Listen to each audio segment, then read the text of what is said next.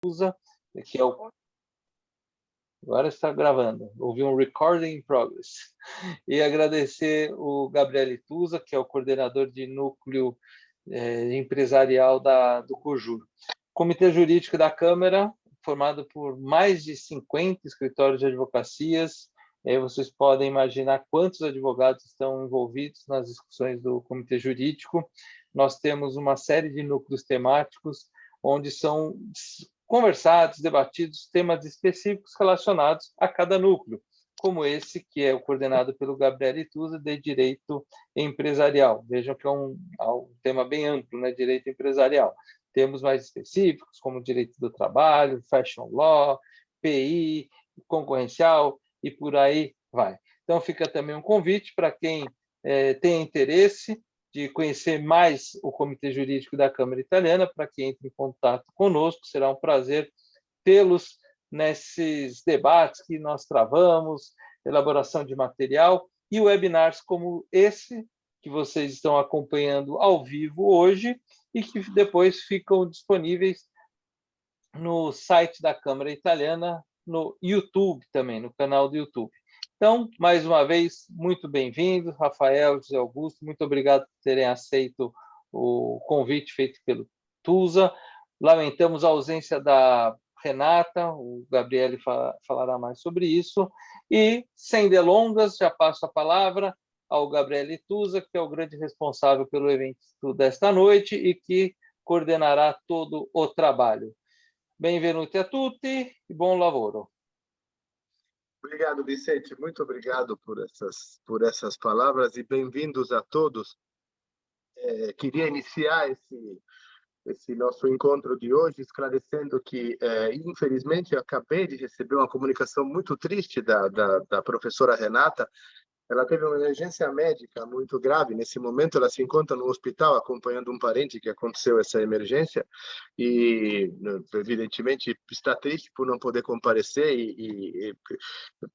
claro, desejamos tudo de melhor para ela e para que tudo corra da melhor maneira possível, mas imagino que não faltará ocasião para que ela fale conosco. Por quê? Porque, como esclarecemos, né, no COJUR, tanto no nosso comitê quanto nos demais que fazem parte do nosso âmbito, a ideia deste encontro de hoje não é fim a si mesmo. O tema da energia é um tema extremamente pulsante e a ideia seria, efetivamente, tomar um pouco consciência de tudo que está acontecendo hoje, não apenas do ponto de vista da crise que ocorreu decorrente da guerra entre Rússia e Ucrânia, mas todas as consequências que vão ocorrer, porque a reação em cadeia dessas situações, por mais que pareça que seus eventuais danos tenham se encerrado, eles continuam acontecendo e nós vamos observar algumas consequências em breve.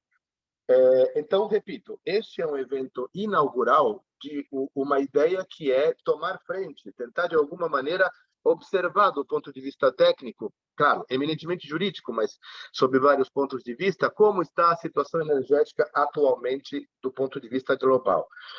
É evidente que em qualquer situação, isso é próprio de qualquer relação econômica de mercado, o surgimento de uma crise faz surgir oportunidades. Isso é uma consequência natural desse tipo de evento.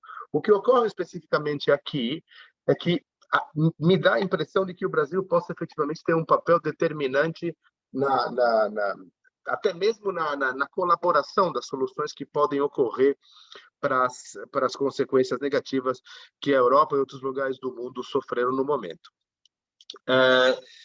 Hoje falaremos de forma introdutória, como a gente já disse. O nosso próximo encontro provavelmente tratará de temas específicos, provavelmente a questão do gás ou da energia elétrica ou dos combustíveis fósseis, basicamente petróleo. Não sabemos ainda a sequência, mas a ideia efetivamente é tentar tomar as rédeas desses temas e tentar averiguar a situação como ela se verifica hoje e de que maneira podemos eventualmente participar e colaborar para uma melhoria da situação como se observa. Nós temos a ideia de que a crise na Europa foi inferior ao que se imaginava que fosse.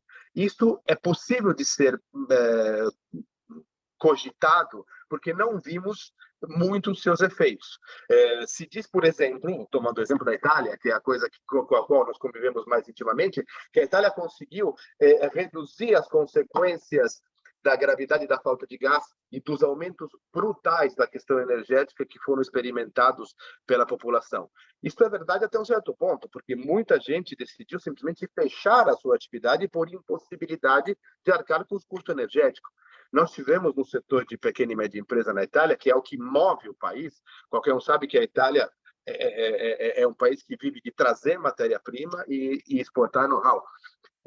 Nós tivemos uma série de fechamentos que estão trazendo agora elementos de solução que o novo governo tem que tentar encontrar para resolver problemas dessa natureza.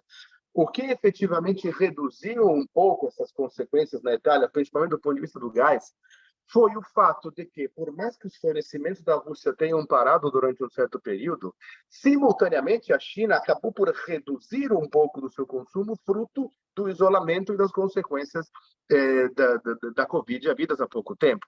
Isso ajudou a amenizar um pouco a questão e a Europa conseguiu, de alguma forma, com o aumento, acredito eu, que mais ou menos acho que foi 63 milhões de toneladas de gás com efeito importado no ano, não sei se o número é exatamente esse, reduzir o problema. Todo mundo conseguiu, digamos, minimizar os graves efeitos da crise. Um pouco menos a Alemanha. A Alemanha se encontra numa situação um pouco mais ardente sob esse ponto de vista. E a Alemanha, do ponto de vista de produção e criação, é um dos motores do planeta. Agora, a China, a tendência é que comece a aumentar o seu fluxo de aquisição de gás com efeito. As consequências disso ainda não sabemos, mas só para lembrar a Itália, aumentos de inflação de €1 que não está acostumado a aumentar desse jeito, os menores salários da Europa. Quais as consequências dessa situação? A ideia é a gente enxergar daqui no Brasil e tentar equacionar a questão. E o Brasil quem é? O Brasil é um dos países com a matriz energética mais limpa do mundo. O Brasil é um país que, após os problemas de 2021, com a questão da seca nos aspectos hidrelétricos, recuperou sua capacidade de produzir energia hidrelétrica e vive dessas consequências positivas de uma maneira que deve ser enxergada com maior atenção. Itaipu Binacional, a maior produtora de energia hidrelétrica do mundo, é uma hidrelétrica que pertence ao Brasil, pertence ao Paraguai, mas o Paraguai usa 7% da energia elétrica lá produzida. Né? Dos 50% que pertence ao Paraguai, o Brasil compra regularmente 43%, e tudo isso vai despejado na rede. São vantagens competitivas?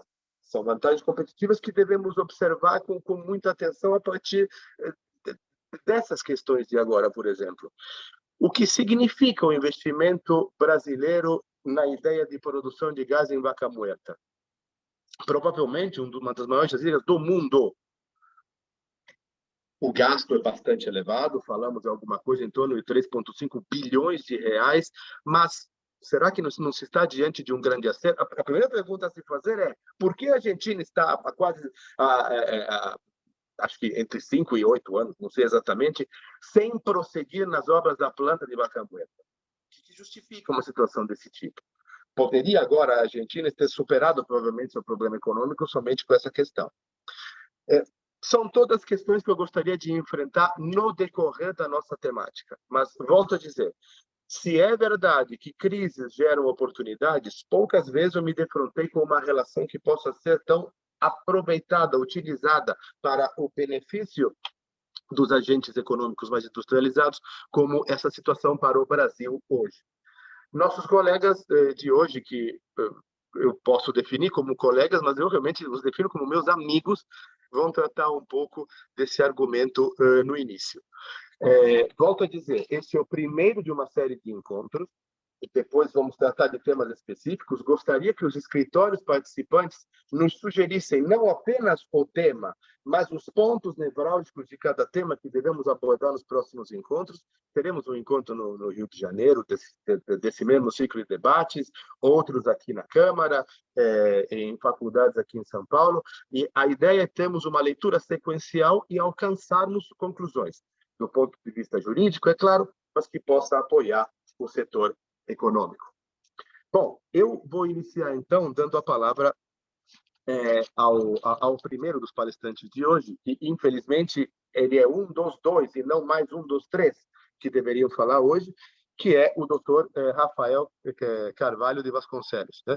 Professor titular de Direito Internacional Público da Universidade Estadual do Rio de Janeiro, professor de Direito Público da Federal Rural do Rio de Janeiro, advogado e consultor jurídico, e que capitaneia hoje um grupo de estudos no setor internacional privado, que está tratando de temas que muito vão nos interessar acerca do emprego, da solução alternativa de conflitos em searas que até hoje não foram, a nosso ver, devidamente abordadas, né? Eu tive ocasião, ano passado, de eu mesmo dar uma palestra na Associação Mundial de Advogados de Seguros sobre até mesmo a possibilidade do emprego da arbitragem em questões de conflito ambiental com o Estado. Esse e outros temas estão sendo desenvolvidos pelo Centro de Estudos do professor Rafael, e hoje ele vai nos brindar com o tema de sua palestra. Rafael, doutor Rafael, o senhor está aí? Alô? Olá, Gabriele Abril, estão me ouvindo? Pronto. Bom, boa noite, Palavra pessoal, é sua. boa noite. Boa noite, eu quero agradecer, Gabriele, seu entusiasmo, né, desde sempre, desde o início das nossas conversas, agradecer à Câmara de Comércio Italiana, especialmente o núcleo empresarial, né, do Comitê Jurídico que você coordena, o Vicente que nos recebeu aqui hoje, cumprimentar, né, a nossa querida Renata, que não pôde estar aqui com a gente, e o meu amigo Zé, que você sabe, Zé, que lá no Rio você é o Zé da Marilda, né? Porque você é o Fontoura da Marilda, porque o meu Fontoura é o Fontoura do Rio Branco. Jorge? É o Jorge. Aí eu sei que as pessoas, quando se refere a Fontoura, perguntam assim, mas é o Fontoura da Marilda ou o Fontoura do Rafael? Mas eu já brinquei lá dentro dizendo que eu vou roubar o Fontoura da Marilda para mim também, e vou ficar com os dois Fontoura mais próximos de mim.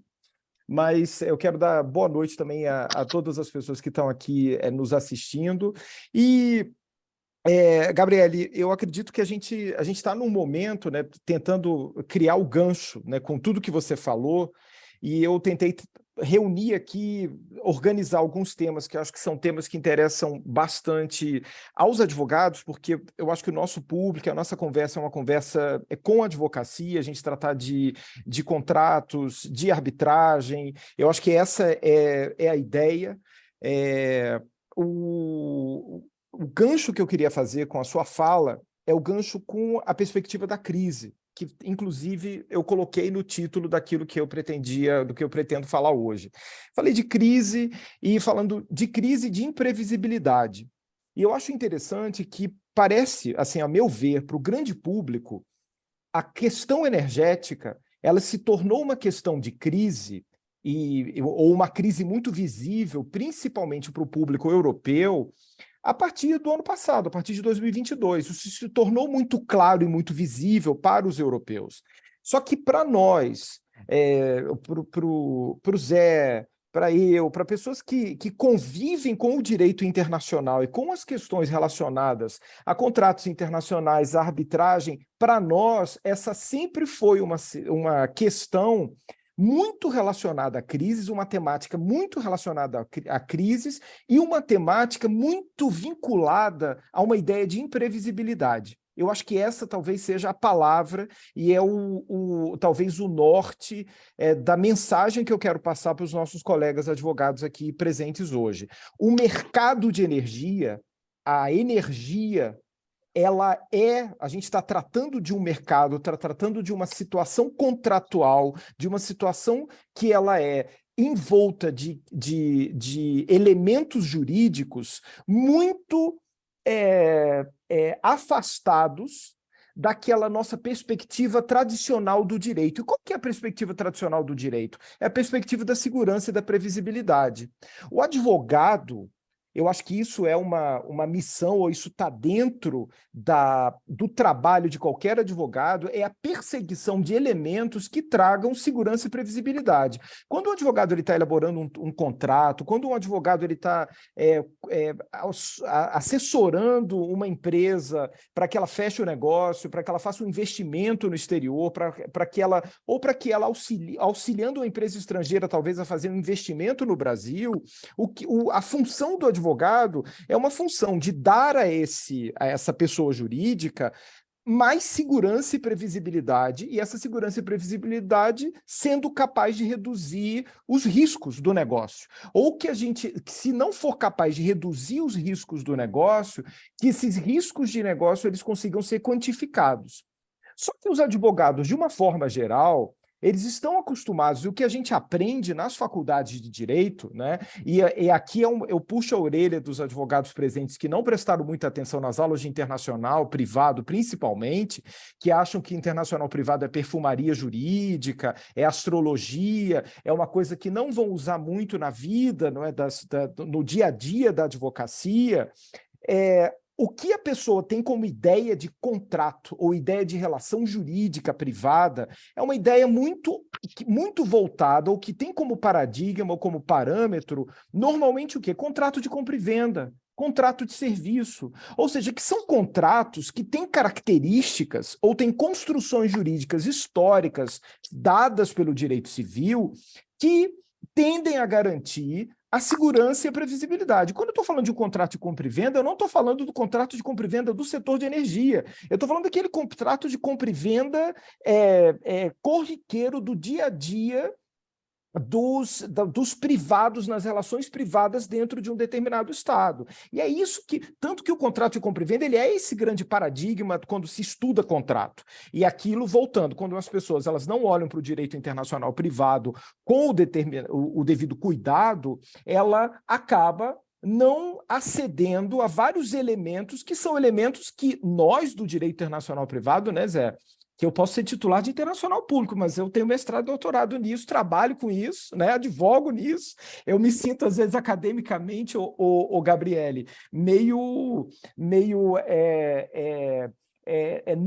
não confortável a conviver com o pessoal do internacional privado, apesar de eu ser do internacional privado também, porque eu sou titular de público, né, e aí as pessoas olham para a gente com uma outra visão.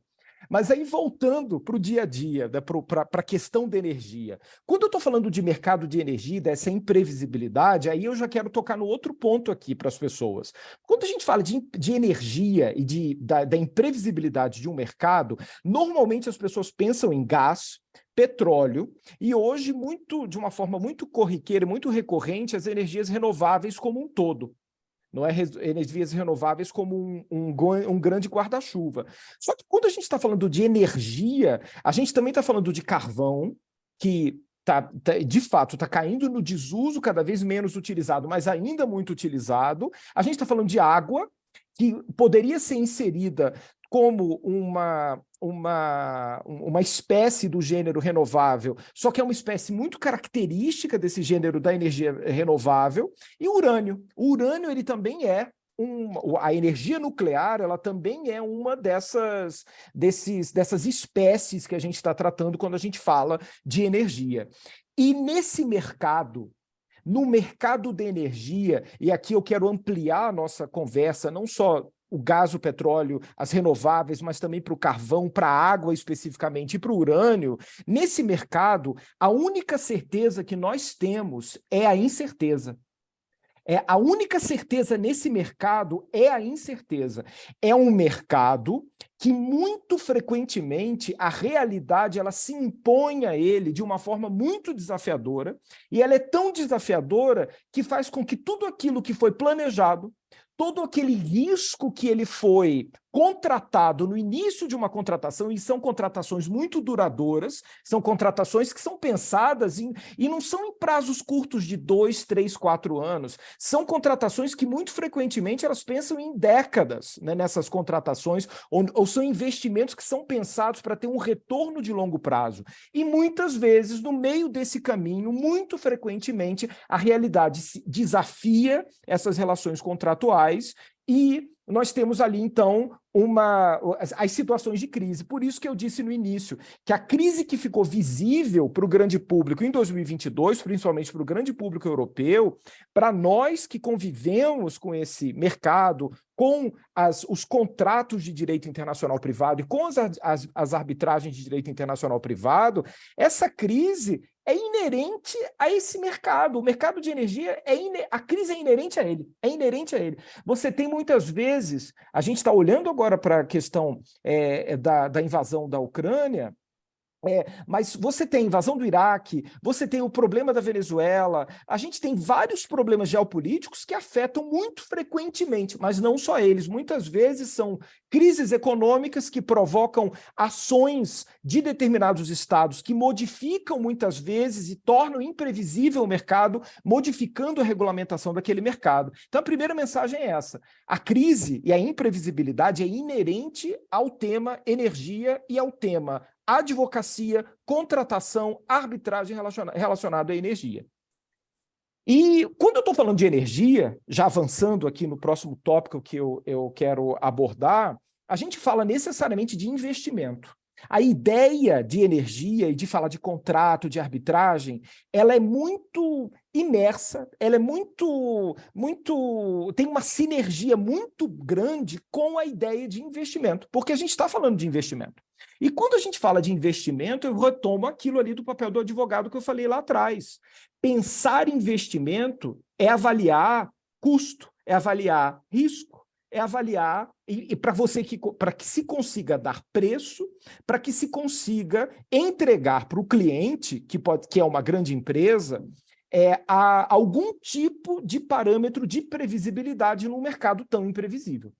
Então, quando a gente fala do mercado de energia e fala de investimento, a gente tem essa relação com contratos e com arbitragem, principalmente, que são duas pernas, digamos, a perna inicial e a perna de quando a coisa dá errado. E esse é o contexto geral que deve ser analisado por um advogado ou por uma advogada quando ele está lidando com esse setor de energia, sempre sob um prisma de imprevisibilidade e de expectativa de crise. É uma expectativa constante de que algo pode acontecer. Então, é uma visão sempre de antecipação. Quais são as... É interessante até para um advogado ou uma advogada que está analisando um determinado investimento em determinado setor, de uma forma geral e internacional, avaliar o contexto político para imaginar qual vai ser a reação ou qual vai ser o impacto de uma mudança de governo num determinado país. No caso interno brasileiro, às vezes a mudança de um governo estadual pode impactar uma determinada política pública que afeta o setor energético. A gente não sabe se vai privatizar, estatizar, o que vai acontecer em termos de interferência regulatória na regulamentação ou na regulação mesmo do mercado.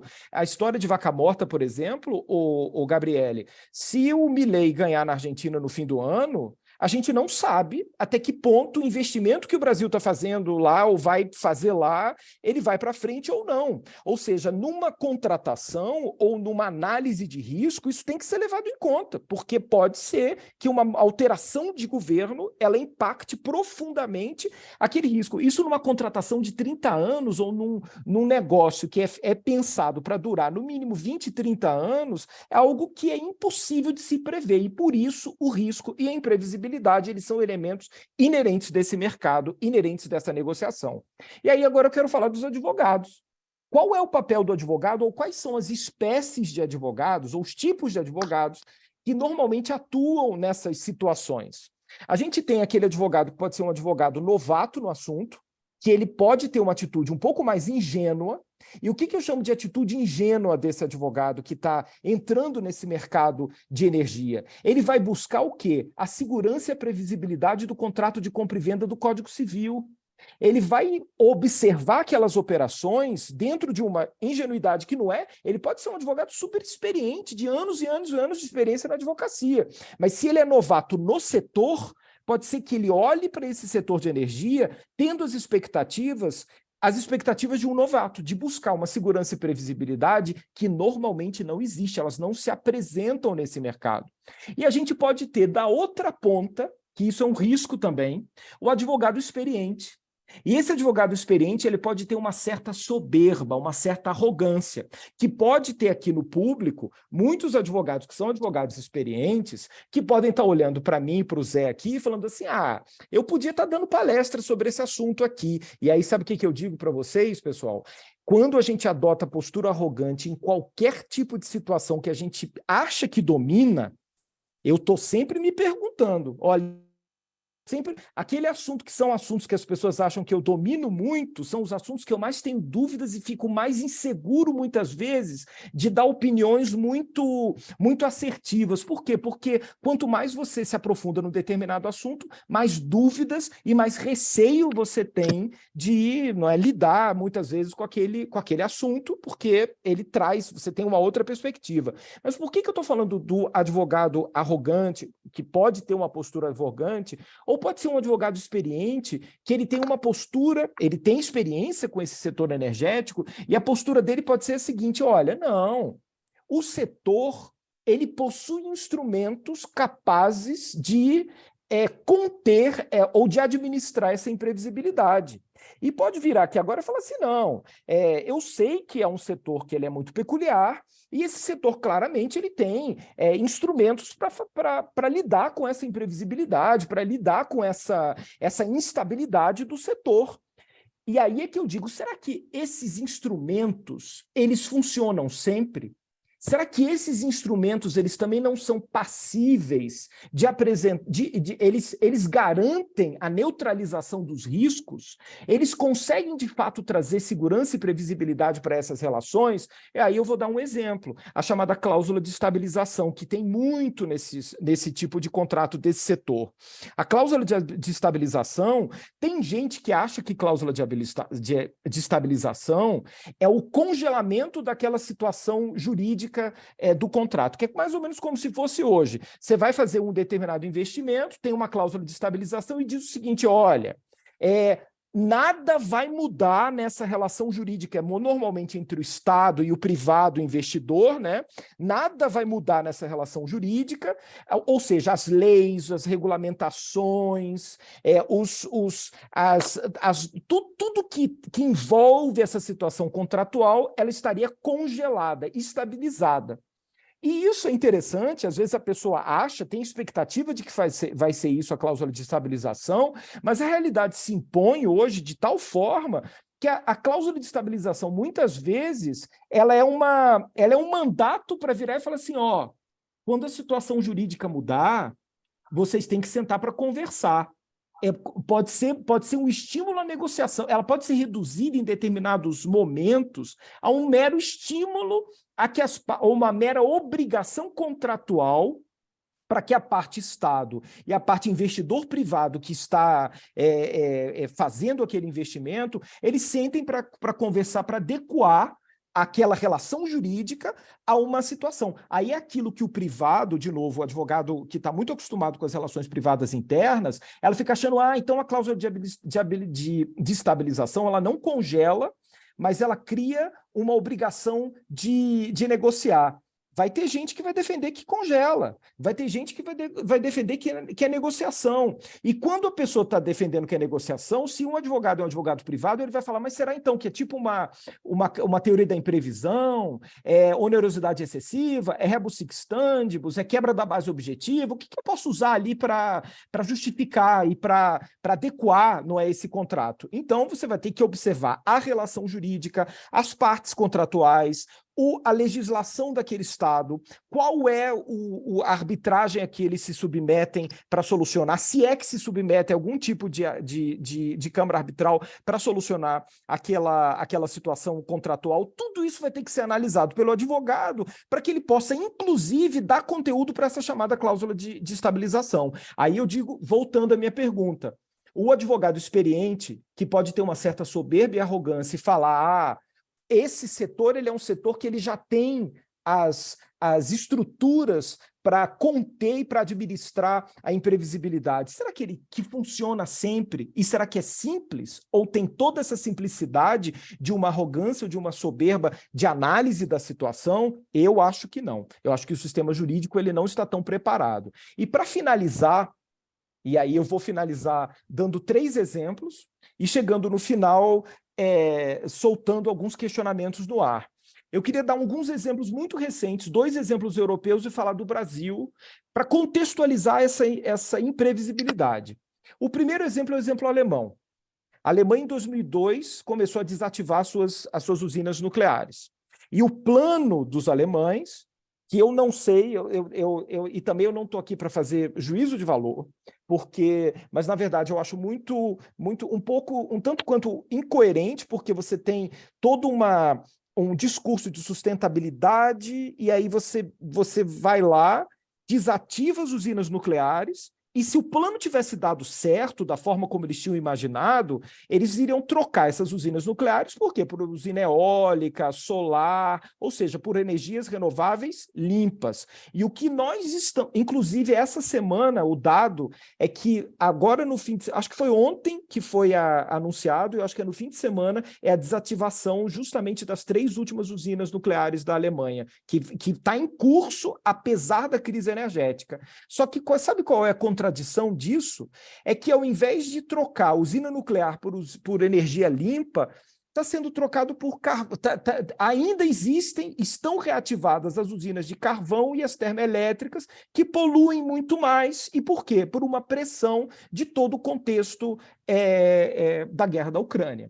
Então, aí eu estou dizendo, esse mercado, que era um mercado que tinha uma expectativa de se tornar um mercado limpo, e limpo em vários sentidos, em várias dimensões energéticas, ele hoje está trocando energia nuclear, voltando ao carvão ou mantendo produtivas as usinas de carvão. Aí eu digo a vocês, não houve aí, nos planos da Alemanha, uma imprevisibilidade que se impôs e que cobrou do governo alemão uma determinada atitude que fez com que um determinado investidor que talvez tivesse se preparado para uma expectativa de que tudo seria trocado por energia solar na Alemanha em 2023, ele tenha sido chamado a uma realidade de que o governo alemão está usando carvão para alimentar uma determinada usina para produzir energia. Então, ali é uma imprevisibilidade clara. Mas é uma imprevisibilidade que eu digo a vocês, a gente não é escandalosa. Porque a imprevisibilidade escandalosa atual é a da Espanha. Eu acho muito interessante porque o case espanhol, ele é um case que coloca em risco, inclusive, a credibilidade da própria União Europeia. Porque o que nós temos ali na Espanha? O marco regulatório ele foi alterado no meio do caminho, criou-se uma expectativa lá atrás para atrair investidores para a energia limpa. Esses investidores ingressam, e hoje o que a Espanha tem acho que são 51, né? Você deve ter esse dado melhor, são mais de 50 procedimentos no ICSID, eu acho que já perderam mais de 20, e tem um passivo de 8 bi de euros que eles não pagam. Então, assim, qual é a credibilidade que nós temos? E ameaça, inclusive, o tratado da Carta de Energia, porque está todo mundo querendo denunciar, mas o tratado, ao mesmo tempo, ele tem uma cláusula que amarra, acho que por 10 ou 20 anos. Ou seja, você tem uma situação... E qual foi a justificativa do Estado espanhol para descumprir a expectativa? Ou seja, para tornar o mercado de energia imprevisível? Crise econômica, o déficit tarifário, um desequilíbrio entre oferta e demanda, que são questões que ocorrem, porque a realidade se impõe. E eu vindo para o caso brasileiro, já encaminhando para o fim, tá, o Gabriele, porque eu não vim aqui também para me estender, para ocupar o espaço da Renata também, né? Para usar o tempo da Renata também junto. A questão brasileira, por exemplo, nós investimos muito, durante muitos anos, na produção energética hídrica. A gente investiu pesadamente nisso. E qual que era a ideia? O Brasil chove muito, tem muito rio, e nós vamos ter uma fonte inesgotável. E o que está acontecendo? A realidade está se impondo. Nós percebemos nos últimos 10 anos que nós podemos ter secas muito graves, muito sérias, e isso pode afetar sobremaneira o nosso setor de produção de energia hidráulica, e isso tem impactos na forma como nós vamos produzir energia. Então, talvez, Gabriele, o que eu acho bem interessante, fazendo um gancho com a sua fala, eu achei interessante porque você me adiantou vários pontos. Essa vantagem comparativa brasileira, ela é uma vantagem comparativa que ela é colocada em risco por uma falta de cuidado, muitas vezes, com questões ambientais. Então, talvez seja um momento do Brasil pensar, mas espera aí, por que a gente está tendo essas secas? E por que esse nosso setor está sendo afetado? Por que essa nossa vantagem... Ou seja, se a gente, quando fala em proteção do meio ambiente, não está falando só de crédito de carbono e de criar selo de preservação e de sustentabilidade, não. A gente está falando também em produção energética. Por fim, eu só quero terminar falando, e o advogado nesse contexto todo? Qual que é o nosso papel nesse contexto? Nosso papel como árbitros, como advogados que elaboram contratos, que assessoram as empresas que participam desses investimentos no setor energético. A gente pode, eu só tenho perguntas. Esse advogado ele tem que se perguntar, ele consegue garantir segurança e previsibilidade? Não. Esse aí eu já posso dizer que não. Segurança e previsibilidade não existe nesse setor. Tira isso da sua cabeça. As cláusulas existentes hoje, elas dão conta dos cenários da realidade? Eu não vou dizer que não, mas eu digo que sim, mas nem todos os cenários. Nem todos os cenários conseguem ser atendidos por essas cláusulas. E existe muito prejuízo que essas cláusulas não dão conta. Que o direito que trata das contratações energéticas e dos investimentos energéticos não dão conta. O que a gente tem que fazer?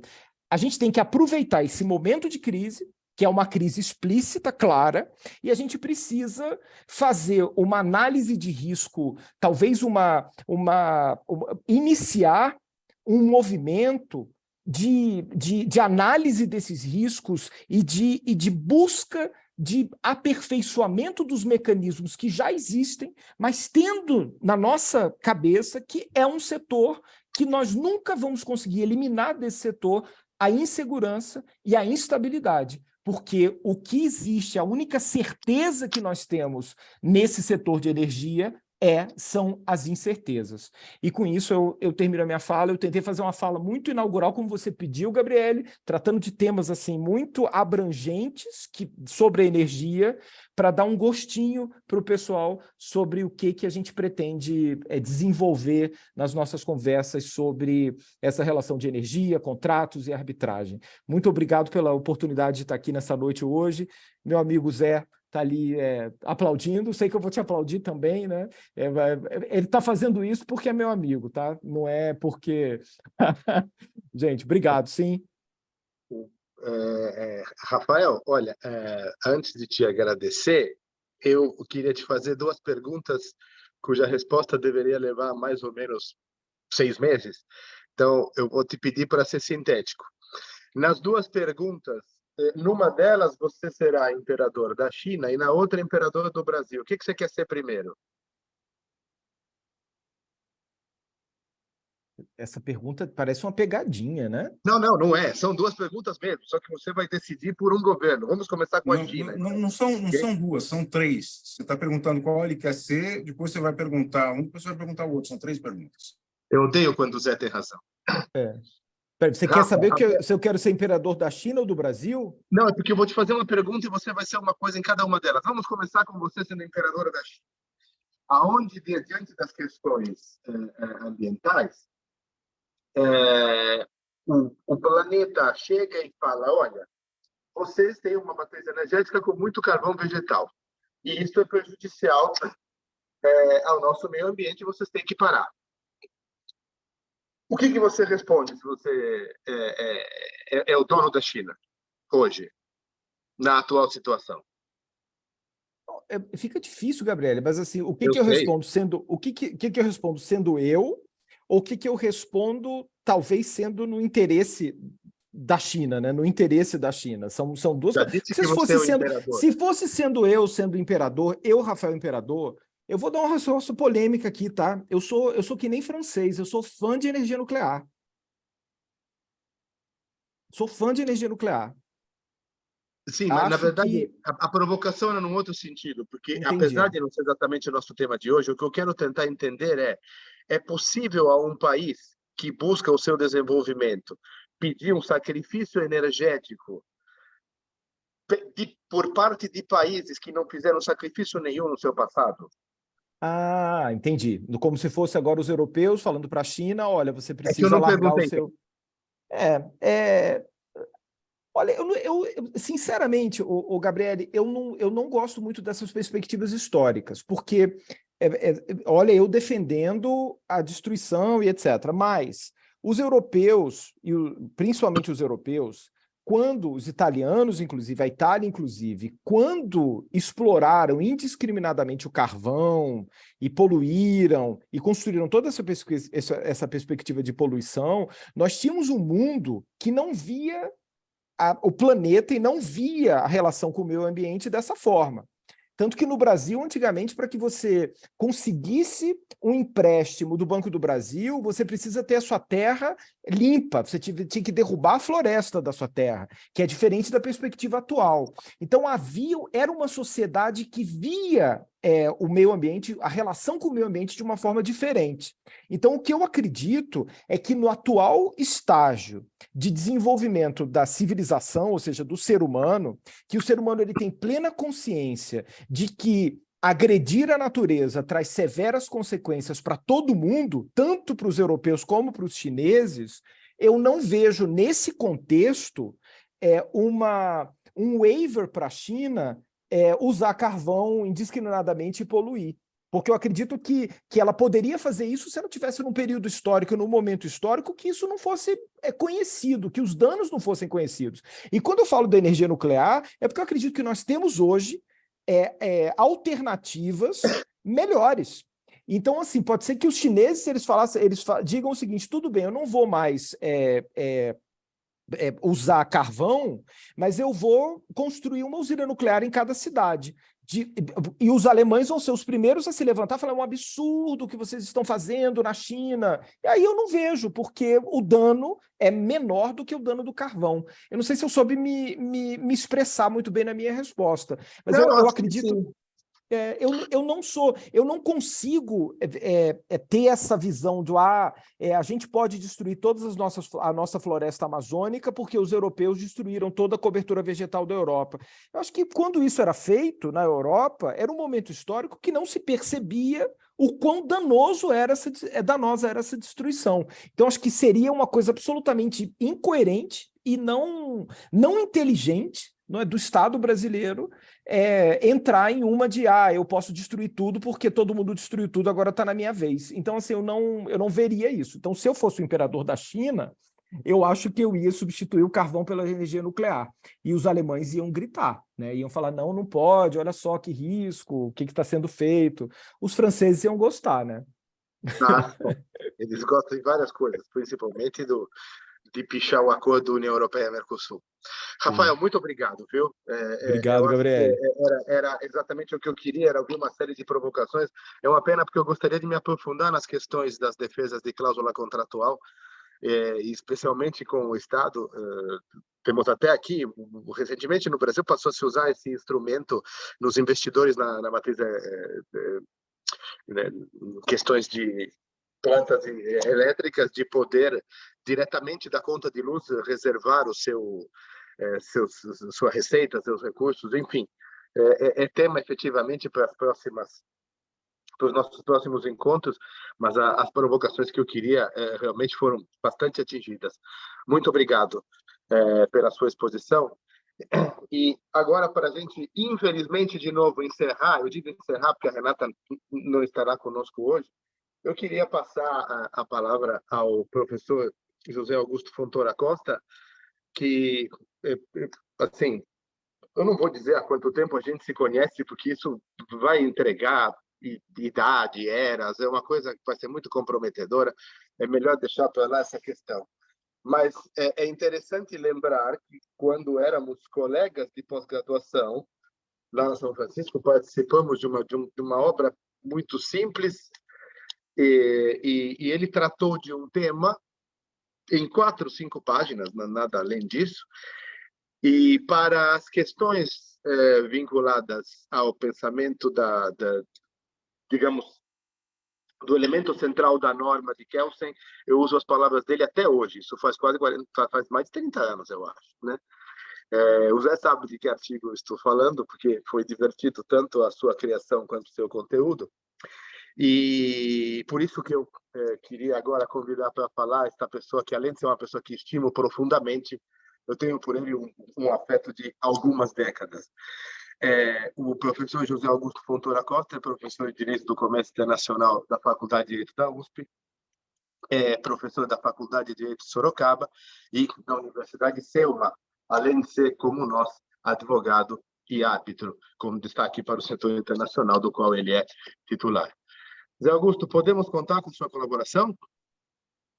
Oi, Gabriele. Muito boa noite para você, muito boa noite para o Rafael, para o Vicente Bagnoli, que está aqui nos acompanhando, junto com toda essa audiência. É um imenso prazer estar com vocês. Ouvi com muita atenção e muito gosto tanto a sua apresentação inicial, Gabriele, quanto a palestra do Rafael, que é uma pessoa também, como você, muito querida, né? E é uma grande alegria mesmo estar com vocês aqui. E até algumas das considerações ali que aparecem na palestra do Rafael, eu vou tentar encaixar aqui naquilo que eu havia preparado para discutir com vocês.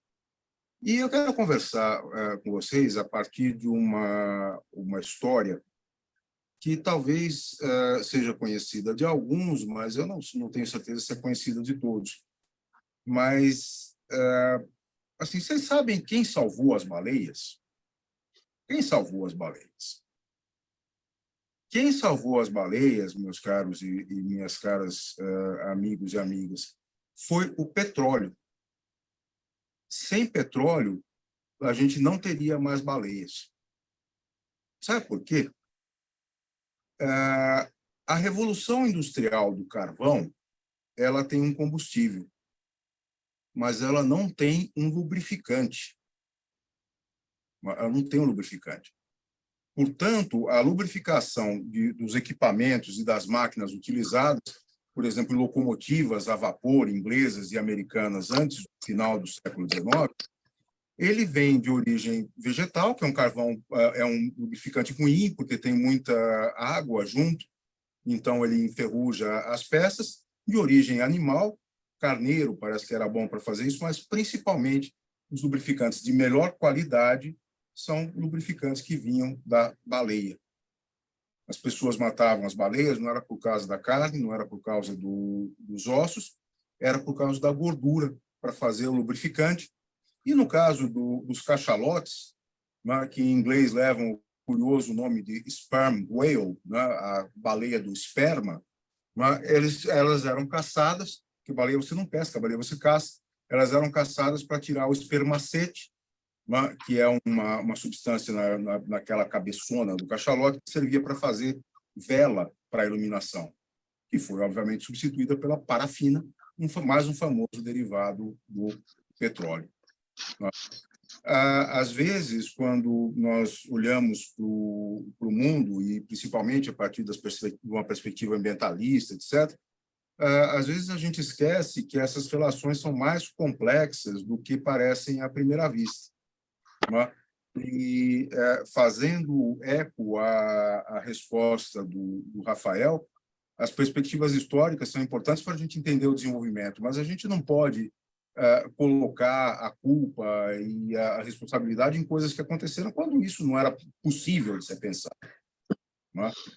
E também, quando a gente observa a história e a continuidade do setor energético, a gente vai encontrar várias transformações que são transformações que dependem do progresso técnico, por um lado.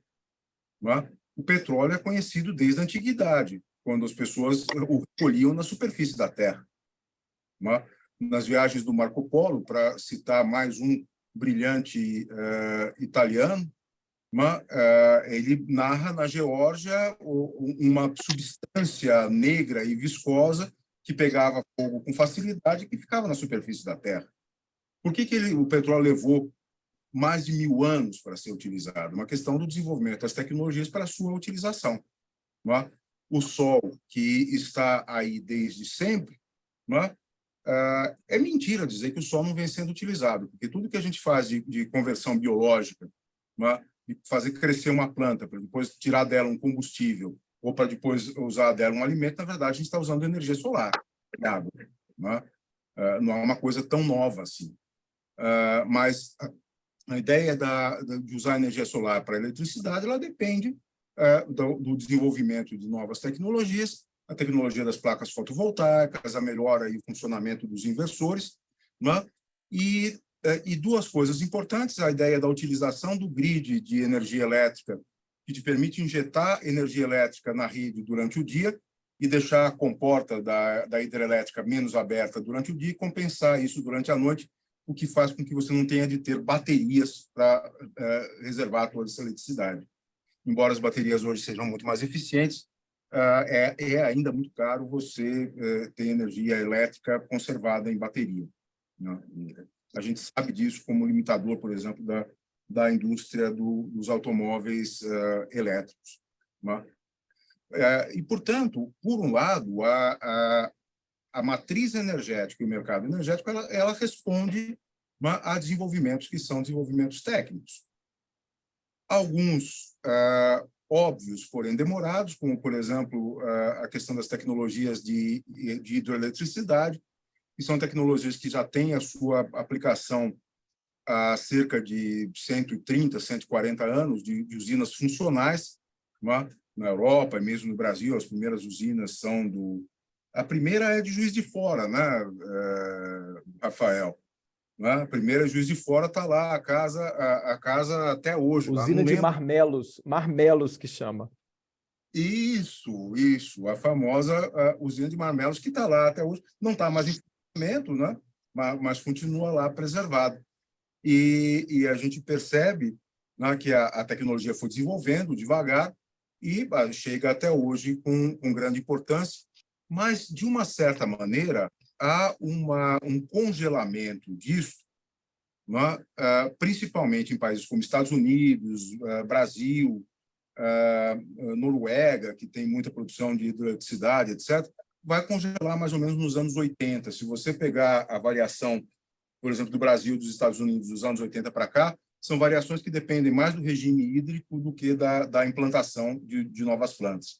O que acontece, de novo, de hidroeletricidade nas últimas 2 ou 3 décadas é China. A China tem um crescimento agudo da utilização do potencial hidrelétrico nos últimos 30 anos. Inclusive com uma forte importação de tecnologia brasileira. Toda a galera que fez Itaipu foi depois construir as 3 gargantas na China. É isso mais ou menos o que acontece. Itaipu, aliás, que faz 50 anos. O Tratado de Itaipu faz 50 anos. E com o aniversário do Tratado de Itaipu, também o fim do acordo original. E a gente vai ter que renegociar com o Paraguai para entender o quanto e como a gente vai pagar por esses 43% da energia que o Paraguai não usa. E que é uma energia que é tão barata para o Paraguai não usar, que o Paraguai virou, olha que coisa curiosa, usina de Bitcoin. Vocês sabem que Bitcoin já é fortemente intensivo em energia, precisa de energia barata, então eu produzo isso no Paraguai. Agora, considerando que para você fazer computador funcionar, você precisa de frio, imagina o quanto não está barata a energia no Paraguai, que é um país quente a beça. para estar competindo, sei lá, com Seattle e com Washington, com o Canadá e com a Islândia, etc. Mas vamos deixar Bitcoin de lado. Vamos falar de uma outra efeméride desse ano também.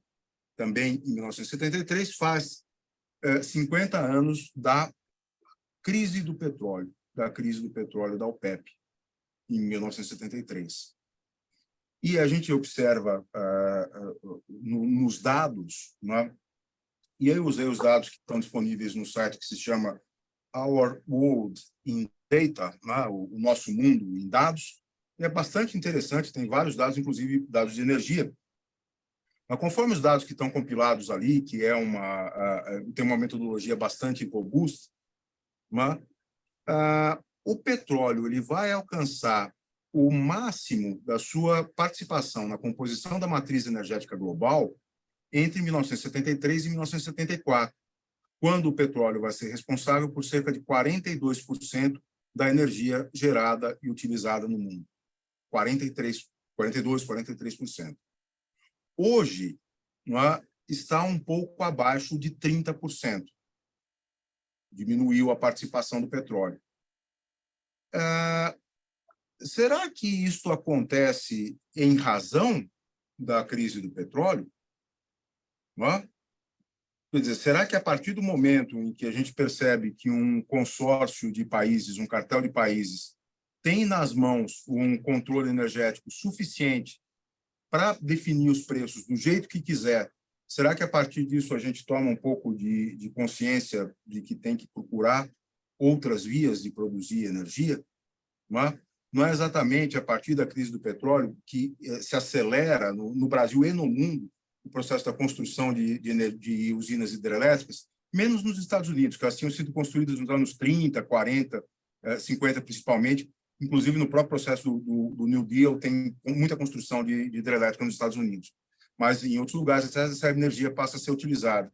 Não é isso que vai permitir a experiência pioneira do Brasil em biocombustível, com o uso do etanol para a movimentação de automóveis e outras coisas? Mas interessante, eu estou falando de um evento político com efeitos econômicos, que é percebido não como uma flutuação, não como um elemento dessa volatilidade, que o Rafael assinalou muito bem. O mercado energético é um mercado volátil, o mercado de combustível fóssil é extremamente volátil. Ninguém sabe o que vai acontecer com o preço do petróleo daqui a alguns dias, ninguém sabe. A gente tem alguns guessings, etc., mas principalmente quem negocia petróleo em spot market fica maluco, porque você tem um monte de informação, usa um monte de algoritmo para tomar decisão de compra, venda, preço, etc., e é algo absolutamente imprevisível. Curiosamente, com a melhoria das tecnologias de informação, processamento de informação e tecnologias de comunicação, a volatilidade dos preços desses mercados aumentou, não diminuiu. Eu tive não uma perda, não ganho de segurança, mas uma perda de segurança. A gente tem, portanto, a questão da energia e da técnica, e com várias consequências. Por exemplo, carvão, petróleo, urânio, e com algum limite o gás natural e combustíveis de biomassa, sejam biocombustíveis modernos ou biomassa antiga, eles são mais ou menos fáceis de transportar. Então, eu consigo tirar de um país e levar para o outro. Tem uma planta da Vale do Rio Doce, em Moçambique, na província do Tete, que sai da planta, vai para o trem, vai para o navio e vai embora. Não fica uma pedra do carvão em Moçambique. Por quê? Porque é barato e fácil de transportar.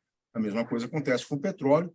A Arábia Saudita, que é um grande exportador de petróleo, talvez seja o país menos industrializado do mundo. Não existe uma indústria saudita de nada que eu saiba. É algo até que parece contraditório, embora não seja.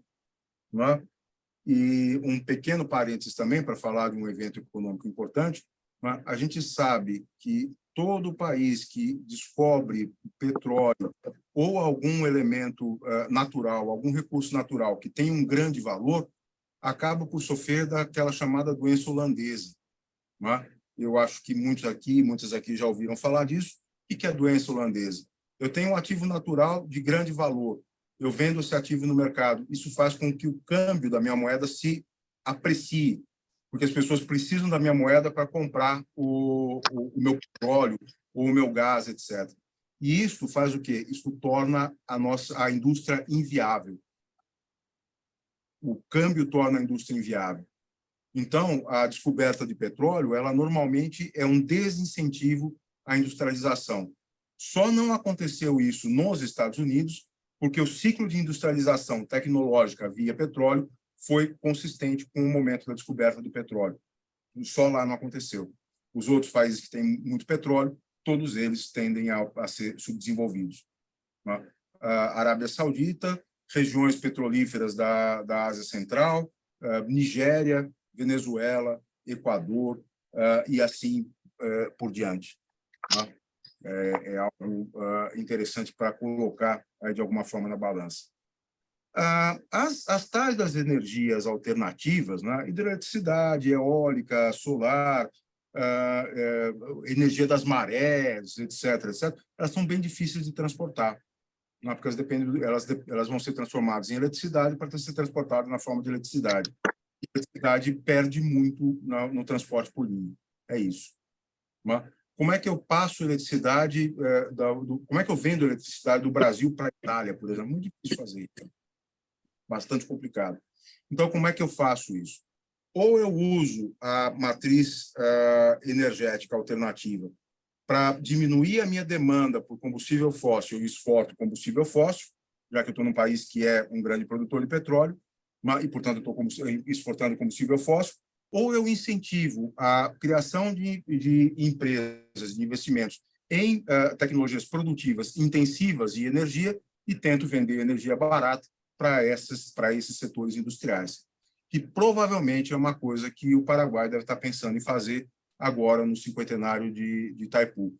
Não sei se conseguem se articular para isso, mas talvez seja algo interessante. A produção de alumínio, né, ou produção de qualquer outra coisa que seja intensivo em eletricidade pode se instalar nesse tipo de país. As outras são mais difíceis de transportar.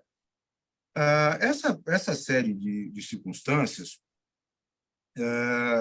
faz com que empresas do setor energético procurem estratégias de estabilização dentro da estrutura da empresa. Isso vai gerar dois fenômenos interessantes. Um fenômeno, que é um fenômeno que vai do final do século XIX até, pelo menos, anos 80, anos 90, que é uma forte concentração vertical das empresas do setor de petróleo. As sete irmãs, as grandes petrolíferas dos anos 60, 70, etc., não são empresas que fazem extração de petróleo. Elas fazem o ciclo inteiro do petróleo. Elas fazem prospecção, fazem extração, fazem refino, fazem distribuição e tem indústria petroquímica associada. Há uma concentração vertical e a gente sabe que, em termos econômicos, a gente não deve esperar a concentração vertical. Por outro lado, em tempos mais recentes, o que as empresas têm feito é a diversificação das matrizes energéticas com as quais elas, ou melhor dizendo, das origens energéticas com as quais elas lidam. A gente tem hoje menos empresas que trabalham só com óleo ou só com óleo e gás, mas a gente tem empresas que trabalham com energia. Né? Se a gente pensar na antiga British Petroleum, né, que agora se chama BP Energy, né? Mas também se a gente pensar na Petrobras, se a gente pensar na Embron, se a gente pensar em grandes empresas do setor petrolífero, a gente vai encontrar junto esse fenômeno. Um fenômeno de algum grau de verticalização, embora a verticalização tenha diminuído de 20 anos para cá, mas a verticalização sendo, de uma certa forma, substituída por uma diversificação das matrizes ou das fontes de energia que estão sendo utilizadas por essa empresa. O que, por um lado, cria um benefício da estabilização interna da empresa, que ela está lidando com várias energias. Portanto, se subiu muito o preço de uma, ela compensa com a outra e assim sucessivamente, né? Mas também como um modo de servir como uma barreira de entrada no mercado a empresas de menor dimensão e que pretendem colocar energia à venda. Né? se eu for colocar energia elétrica à venda, eu não vou estar brigando só com o Joãozinho, vou estar brigando com a BP Energy, ou com a Petrobras, ou com alguma coisa que o valha, né? Então, é um mercado que tem essa grande complexidade, e o fato das empresas serem altamente verticalizadas e diversificadas anda junto com uma fragmentação da estrutura societária disso e das operações intrafirma contratualizadas, o que vai criar um monte de contratos de longa duração, e contratos de longa duração tendem a uma maior complexidade, o que corrobora aquilo que o Rafael, com maestria, já havia exposto na sua fala. No entanto, eu havia prometido também falar sobre energia solar. E há alguns fatos curiosos sobre a energia solar em números. Nos últimos 10 anos, a produção mundial de energia solar aumentou, sabe quantas vezes? 10, 12 anos, talvez. Quantas vezes aumentou isso? Mais de 1000 vezes.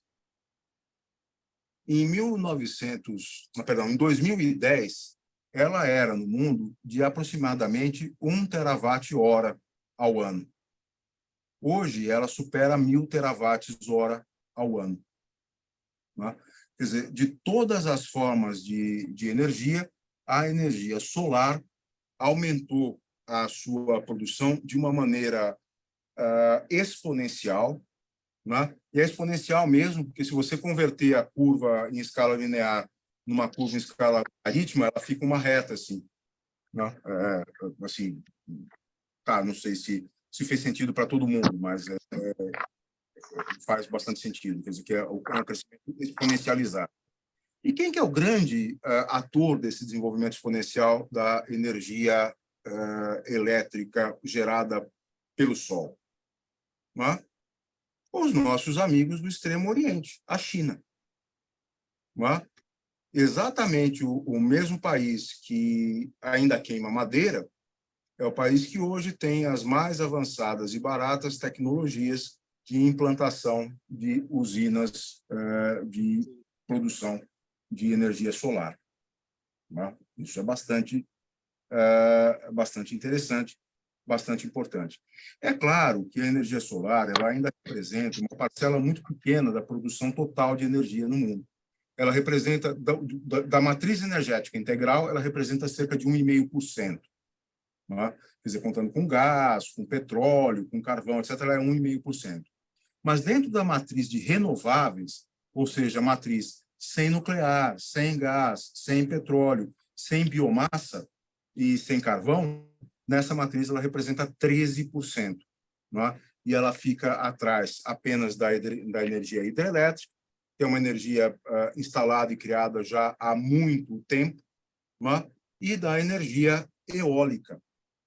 Energia eólica, que é uma forma bastante importante, e que, vejam só que coisa curiosa, o país que nos anos 1930, o país que há 100 anos atrás era o líder mundial em geração de energia hidrelétrica, os Estados Unidos, hoje, desde 2018, para dizer a verdade, tem mais energia eólica na sua matriz do que energia hidrelétrica. O que é uma coisa bastante impressionante. Uma coisa bastante impressionante.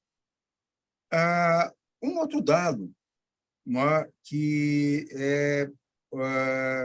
eu acho que ele vale a pena ser mencionado.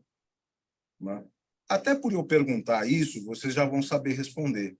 Que país gera mais energia elétrica a partir da luz solar? O Brasil ou a Itália?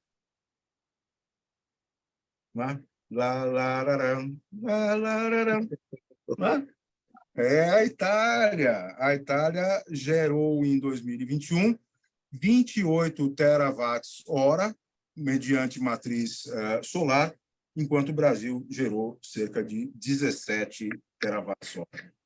Quer dizer, a Itália tem quase o dobro de geração de energia solar, embora perca para o Brasil em energia eólica.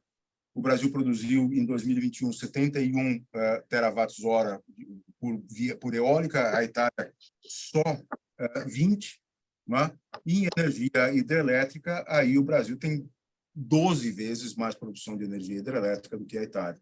O Brasil produz 363 terawatts, produziu em 2021 363 terawatts-hora de energia hidrelétrica e a Itália apenas 30. Sendo que tanto Itália quanto o Brasil viviam em 2021 um mau ano, um ano provavelmente de seca, um ano com menor aproveitamento do potencial hidrelétrico. E foi recuperado no Brasil, aumenta, a gente pode ver essas variações, que são variações bastante interessantes. Eu não sei dizer exatamente como tem sido a política de implantação de plantas solares na Itália, né? E também não sei dizer qual a tecnologia que se está utilizando, né? Eu sei que no Brasil existem já investimentos substanciais em plantas de médio e plantas de grande porte, né? A geração residencial no Brasil ainda é pouco representativa, né? Embora seja muito boa, eu tenho em casa e eu acho maravilhoso. A gente paga super pouca conta de luz e usa um monte de coisas de eletricidade e ainda colabora com o meio ambiente. É bem legal ter em casa, né? Principalmente para quem mora em casa, em apartamento acho que é mais difícil, mas ainda nos condomínios dá para colocar para as despesas do condomínio, para distribuir, etc, etc. É muito bom, é um sistema bastante bom, né?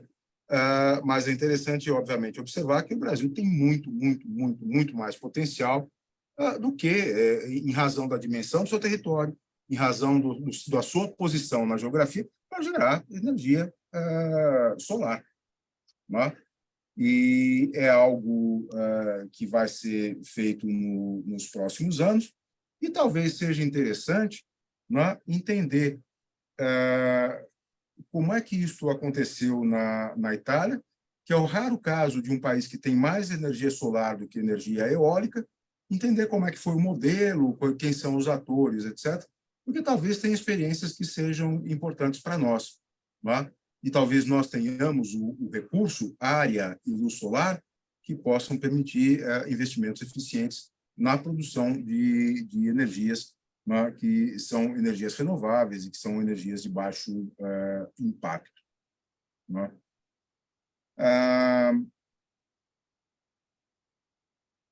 Para terminar, e eu sei que eu já falei mais do que eu devia, vocês me desculpem por aborrecê-los e aborrecê-las por tanto tempo, né? Mas para terminar, eu diria que a melhor maneira de se mitigar um pouco a incerteza e a imprevisibilidade do mercado de energia passa pela composição de uma matriz energética que seja pouco dependente de uma única forma de energia.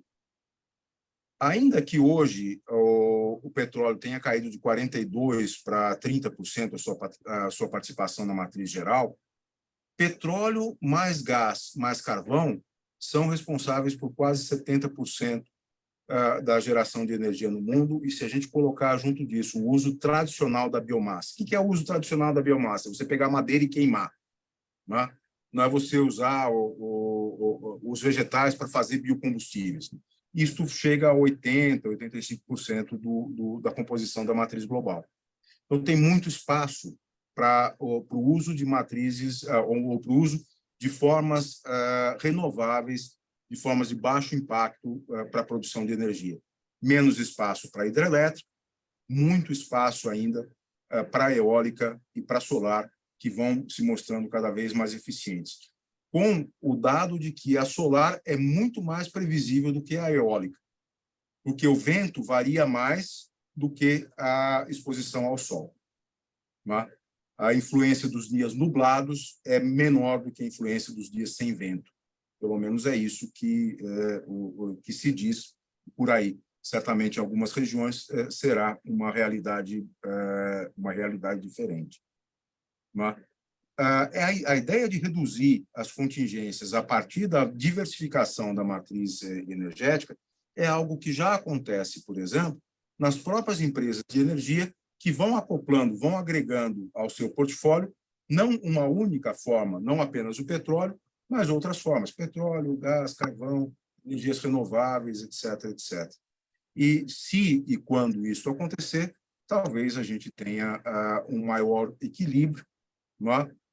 O que seria bom para evitar essas crises periódicas do consumo de energia, não é? E também para evitar, não é, os tantos conflitos que a gente ainda tem, e talvez a guerra da Ucrânia seja mais um deles, não é? Conflitos que a gente tem pelo acesso e pelo domínio de territórios em razão dos recursos naturais que ali estão. Era isso que eu tinha para lhes dizer, espero ter sido útil em alguma medida. E obrigado, Rafael, pela tua atenção, pelo teu aplauso movido pela amizade. Obrigado, Gabriele, pelo convite e pela presença. Um abraço grande para todos e para todas. Zé Augusto, muito obrigado pelas suas colocações que foram bem de acordo com aquilo que eu acho que a gente deve observar, né, nesse instante, na contemporaneidade. Que queria fazer uma pequena reflexão. Você menciona o fato do gigantesco aumento do emprego da luz solar, o fotovoltaico, como se diz na Itália. Que isso se deve a uma maior divulgação, ao fato de que a coisa era incipiente e começou a crescer, tudo isso é evidente. Mas o que eu queria ressaltar é o fato de que esses aumentos exponenciais, e que às vezes nos surpreendem, vêm do fato de que de uma hora para outra aparece uma tecnologia nova que barateia o custo e multiplica a eficiência de uma maneira que a gente não imaginava. Augusto, se a gente tentasse fazer uma usina de beneficiamento de lixo em meados da década passada, se você não contasse com os créditos de carbono oriundos de Kyoto, a conta não fechava. Hoje o cara te entrega uma planta a resíduo zero e a questão do carbono pode ser um plus, se você quiser, porque ela já é extremamente rentável sozinha. Então, a gente se defronta com uma série de alternativas que, às vezes, a gente não localiza. Pode parecer incrível, mas com toda a crise de gás que a Itália tinha, empresas italianas que têm reservas de gás na Argélia não conseguiam levá-lo, não conseguiam fazê-lo chegar até o consumidor italiano por falta de regasificação. Uma questão de infraestrutura básica que fez com que o país inteiro precisa de uma determinada fonte energética e não pode aproveitá-la porque não tem como desaguar no porto. Estavam tentando exportar. É nisso que eu acho que nós devemos realmente colocar os olhos um pouquinho, especificamente para este ano já, né? Eu, às vezes, tenho a impressão de que o mundo precisa tanto de gás que me dá a impressão de que a ideia da planta em Vaca Muerta seja uma ideia excelente, mas talvez eu esteja sendo romântico demais, numa leitura não necessariamente orçamentária. É um investimento gigante e, como muito bem disse o Rafael, muda o governo de uma hora para outra, a gente fica olhando mudar a bandeira e não tem cláusula de garantia que dê jeito, porque são contratos entre governos e tudo pode acontecer. Agora você que é o imperador do Brasil, fazer ou não fazer o acordo de Vaca Muerta para se livrar do gasbol, né, do gás da Bolívia, e fazer com que o Brasil tenha fornecimento garantido por, quem sabe, 40 anos? Obrigado, Gabriele, pela reflexão. Você sabe que os ambientalistas e os economistas ambientais eles estudam muito o caso da camada de ozônio. Quem tem mais a nossa idade se lembra que há 30, que há algum tempo atrás, o problema da camada de ozônio era uma coisa que atormentava todo mundo, e todo mundo percebeu que faz já um bom tempo que ninguém fala disso, né? Ninguém fala disso. Porque a DuPont desenvolveu nos anos 60 e nos anos 70 uma nova tecnologia do uso dos sprays de aerosol que deixaram de ser nocivos para a camada de ozônio. Quer dizer, a nova tecnologia ganhou um impulso da proteção ambiental e resolveu o problema. Não é? E eu acho que a fotovoltaica chama um pouco a atenção por essa razão. Sabe? A eficiência está aumentando muito mesmo. E, inclusive, como uma solução para lugares onde você tem dificuldade de fazer chegar a energia elétrica, como na parte central da África subsaariana, etc., pode ser extremamente importante eu ter essas formas de produção energética. Especificamente a respeito do acordo de Vaca Muerta, não tenho dúvida de que tem que fazer, tem que investir e tem que cobrar de quem quer que venha depois o seu cumprimento. Né? Quando o Brasil começa a conversar com o Paraguai a respeito de Itaipu, era ainda o presidente nosso ainda era o Juscelino Kubitschek. Né? Não foi, a conversa começa antes. Né? E o Paraguai teve momentos de incerteza política, o Paraguai teve momentos de extrema crise econômica, nós passamos por momentos de extrema crise econômica, e os 50 anos do Tratado de Itaipu foram 50 anos de cumprimento regular, de cumprimento correto por ambas as partes do tratado. Não tem por que Vaca Muerta ser algo diferente. Obviamente, precisa de uma boa estrutura jurídica. Né? Obviamente, precisa de uma boa estrutura jurídica. E, de qualquer forma, né, o gás, normalmente cria uma espécie de duopólio. Né? Porque quando você faz um oleoduto que liga a Bolívia ao Brasil, você vai dizer, bom, a Bolívia é o único vendedor, mas o Brasil é o único comprador. Então, agora, existe uma tendência na América do Sul a fechar o circuito de dutos. Né? E se a gente tiver um fechamento de circuito de dutos, daí a gente passa a ter uma regulação de mais mercado, atendendo melhor as demandas, né, ali da produção e da oferta de gás. O gás é muito específico. Né? Um monte de gente fica estudando, por exemplo, as cláusulas de take-or-pay, etc. Cláusulas de take-or-pay é para contrato de gás. Né? Cara, você não usou o gás que eu mandei para você, dane-se, paga do mesmo jeito, porque não tem como você não ter usado, não significa que o gás ficou para mim. O gás tem uma série de complexidades. Agora, você ter uma exploração garantida, ter um duto construído, né, é algo que melhora muito e, sem dúvida, o gás natural vai ser um elemento importante para qualquer matriz energética por muito tempo. Né? Mas, se eu fosse imperador do Brasil também, eu ia investir muito em energias alternativas, principalmente solar, neste país que tem sol que não acaba mais. Com a aparelhagem chinesa, o custo caiu para em torno de 25% do que era, é uma loucura. Aliás, foi importante ter tocado nesse assunto, porque todo contrato de gás para a indústria em São Paulo tem take-or-pay, hein? Por definição, não se escapa dessa questão. Gente, olha, eu queria, em primeiro lugar, estimar que a nossa querida Renata tenha conseguido solucionar seus problemas hoje. Agradecer muitíssimo ao Zé Augusto, amigo de muitos anos, e estimadíssimo professor, ao professor Rafael também, que nos brindou com essa posição absolutamente brilhante, e deixar claro a todos, este é o start de um projeto que visa tratar das questões da energia, pelo menos durante todo este ano e parte do ano que vem. Peço aos escritórios que tiveram a gentileza e a atenção de nos ouvir até agora, que ingressem nas nossas redes ou conversem diretamente comigo ou com a nossa equipe para sugerir elementos que vão fazer parte dos temas particularizados, que nós vamos agora passar a tratar das questões, inclusive do ponto de vista da sua observação em concreto, nos aspectos práticos para o Brasil e para o exterior. Muito obrigado, Zé Augusto. Muito obrigado, Rafael.